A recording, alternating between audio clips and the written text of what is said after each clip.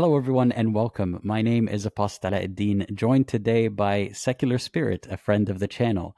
And we want to watch a video together and give you our thoughts. Alim, what are we watching today? We're going to watch something that was filmed in Egypt. And if you've never been to Egypt before and you're going to ride an elevator, well, this is what you're going to hear. What we're about to watch is ludicrous on so many levels. That's an elevator pun. You're going to get that later.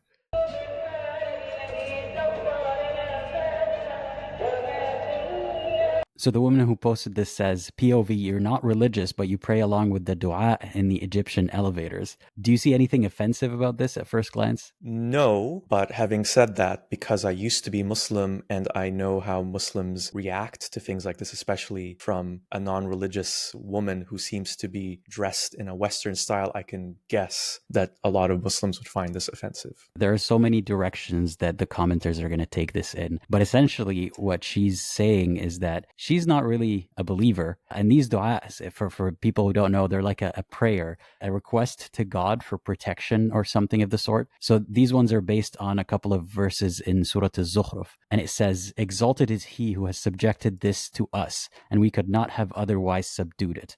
And indeed, to our Lord, we will surely return. So it's talking about a dua that you should say every time you get on an animal or on a ship or something of the sort, and it's supposed to protect you. When you first think about how it's just for an elevator, it sounds so ridiculous when the intention was probably for long and dangerous voyages, but it's now being applied to going from the first to the third floor. To be fair, elevators in Egypt are not known for their safety. And as you can see, there's no door on the elevator and the electricity cuts out all the time. So it is a heightened sense of danger getting in an elevator in Egypt. I get the sentiment. I understand why a Muslim might want to say this prayer to protect themselves before getting on. But this plays every time you get in an elevator. Whether you're Muslim or not, whether you choose to listen to it or not, you have no choice in the matter.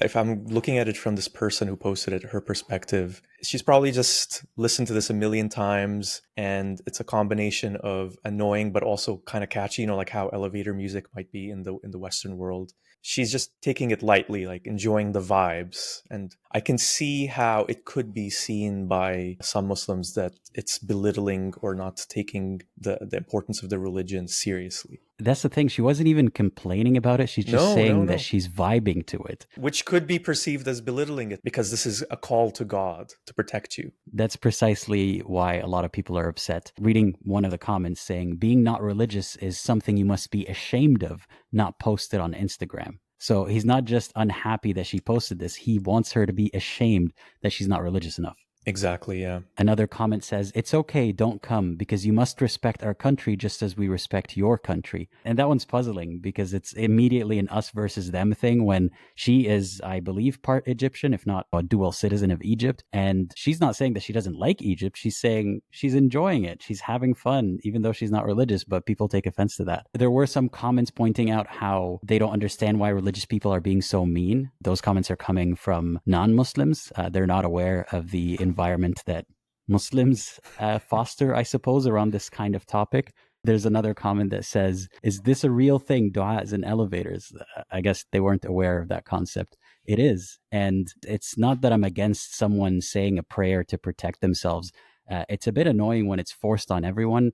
And then the entitlement is so high to the degree that when people even make a lighthearted reel about it, Muslims get angry. From my perspective, so I grew up in Dubai, also in the Middle East, but I never encountered an elevator that actually sings a dua to you. It just makes me think about how when I was Muslim, let's say I did encounter that, I wouldn't think it was strange or that it would be inappropriate to just have that blasting all the time, regardless of what your religion is or not, because, Islam is the truth and this is a call for protection of God. So how is this a bad thing? Let it just happen, let it be. And it's only in retrospect after leaving that I kind of realize the absurdity of it.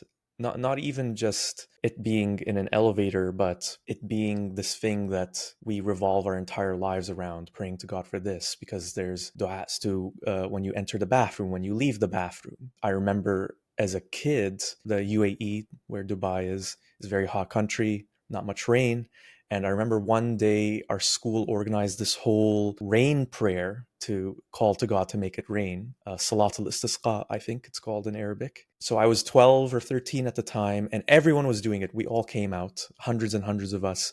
The thing that shocks me today, looking back, is that I wasn't shocked and I didn't find that absurd that in 2005 or 2004, whatever year it was, this is what we were doing. We were literally praying to God for rain. I remember that we used to make fun of this caricature of a Native American chanting chants and, running around a circle around a fire to ask for rain from their demigods or nature, whatever it might be. But this was essentially the same thing. And even the polytheism aspect of Islam, people don't really notice, but there's an angel of rain in Islam. And how different is that than a demigod of rain? Really, it's not that different.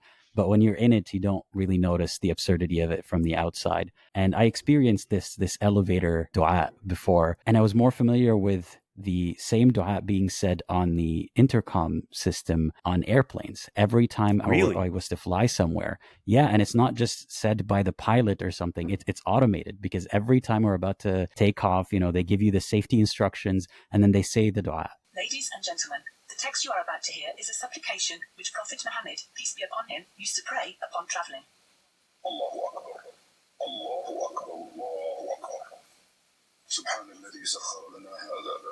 Again, I have no problem with people saying it in their personal lives, but it's sort of shoved down everyone's throats in a way that Muslims would only understand how obnoxious it is if it applies to them. If every time you get on a plane, you have to listen to a Christian prayer. Exactly. Or every time you get in an elevator, imagine this, if there's a secular prayer that goes off automatically that says, there is no God. You are safe because of engineering, regulation, redundancy, and maintenance. Thanks to the designers, engineers, manufacturers, and maintenance staff for keeping us safe, I think Muslims would get pretty annoyed by that. Oh, definitely, definitely. What is the fixation with some religions with elevators too? Like, this reminds me of, I don't know if you've heard of this before, it's called a Shabbat elevator. Essentially, Jewish people aren't allowed to work on Saturdays or the Sabbath, and pressing the button for an elevator has been argued to be considered work. So what they've done is they've designed these elevators where you can ride them and you don't have to press any button. Circumventing God's law with like a little loophole of technology there, that I find that also weird. To me, it's kind of interesting how religion works. And people say, well, it's your personal belief. It doesn't really affect you beyond,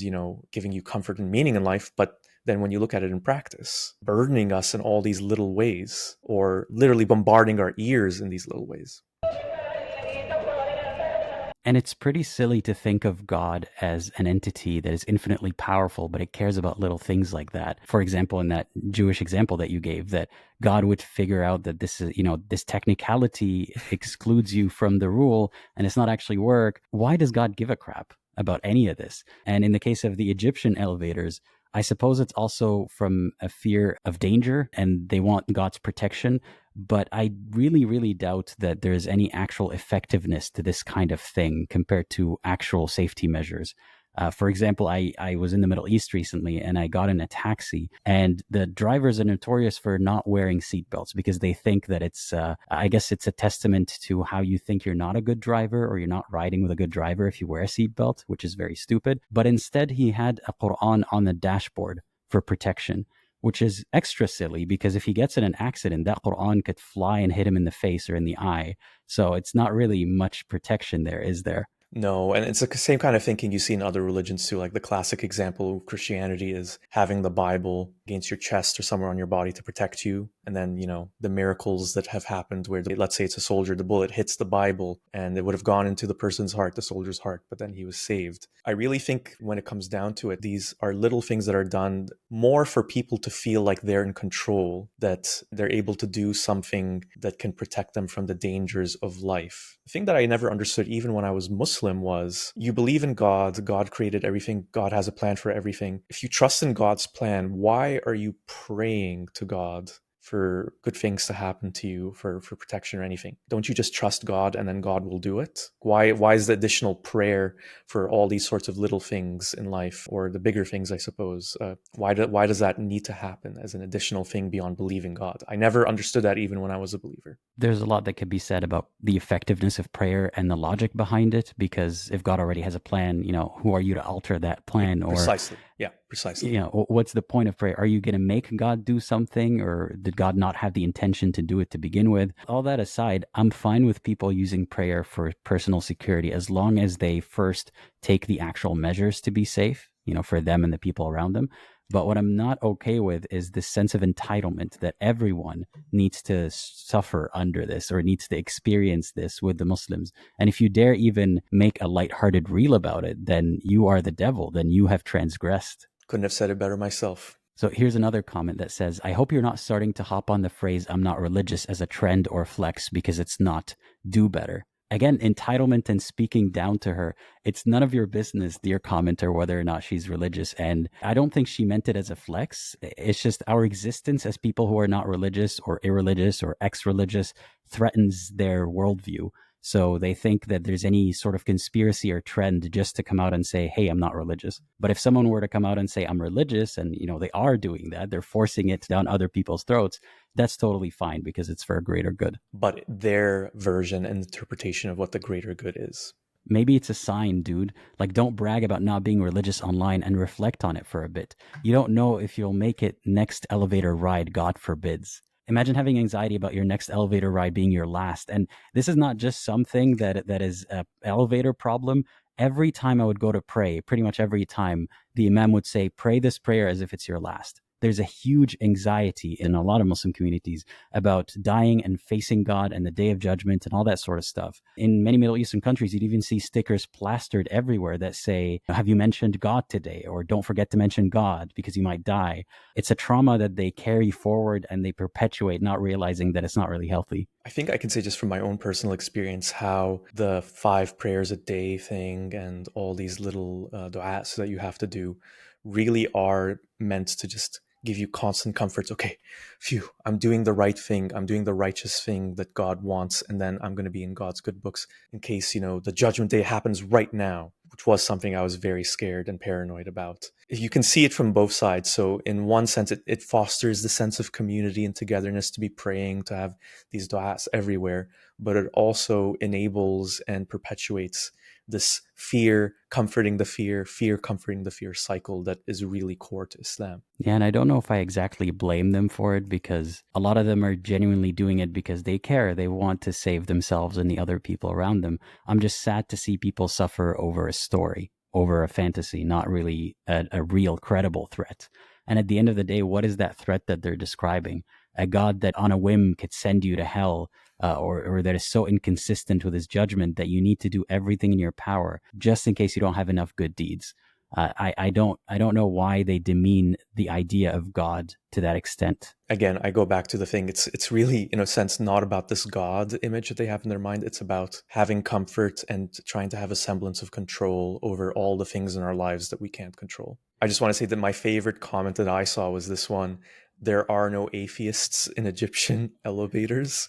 That's pretty good. I guess that's a play on that famous expression that you hear from, I think, mostly Christians. There's no atheists in foxholes. Essentially saying that if you're in this horrible situation where you might be close to death, you're going to turn to God no matter what. There are no atheists in those situations. I maintain that I don't think I would do that even if I'm on the brink of death. But if someone does that and it works, how gullible is God that he doesn't realize that you're just doing it to save yourself just in case? There's a lot that could be said about the entitlement among the Muslims in a Muslim community and how they would not like that behavior if it was turned against them.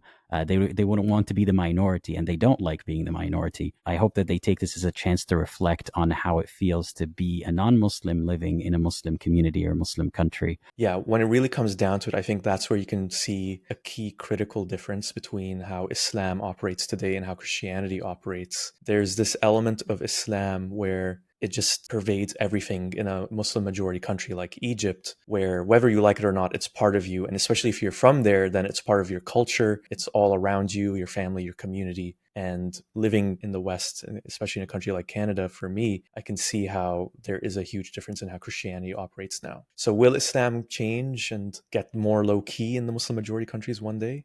Who knows? I really hope so, because this kind of behavior discourages Arabs and ex-Muslims and non-religious Muslims from wanting to identify with the majority at all. Someone like this might be discouraged from even identifying as Egyptian if she will be shamed for not being religious enough for an Egyptian, even though she didn't criticize the religion at all or the country. She's just saying she's vibing along to the dua, and that was still not good enough for the Egyptians. So maybe before you turn hostile against each other, realize that this is not a healthy attitude for you to have, and it's not productive. Well said. Let us know if you'd like us to react to other videos in the future. Leave some suggestions in the comments below. What do you think the next video is going to be about? I think what's most appropriate for the next video is to talk about the dua for escalators. We need to take it to the next level. Thanks everyone for joining. Don't forget to like, subscribe, comment, all that good stuff, and check out Alim's channel, Secular Spirit, down in the description. And thank you to the patrons, YouTube members, and donors, and everyone else for making this possible. I could not do this without you. And as always, think critically or something like that. Well, what was it again? You either do it right or I'll rescind my shout out. Think critically and think positively. No, it's think critically and think for yourself. Do you even watch my videos? Never mind. Unsubscribe from Alim. But think critically and think for yourself, and consider watching one of these videos next.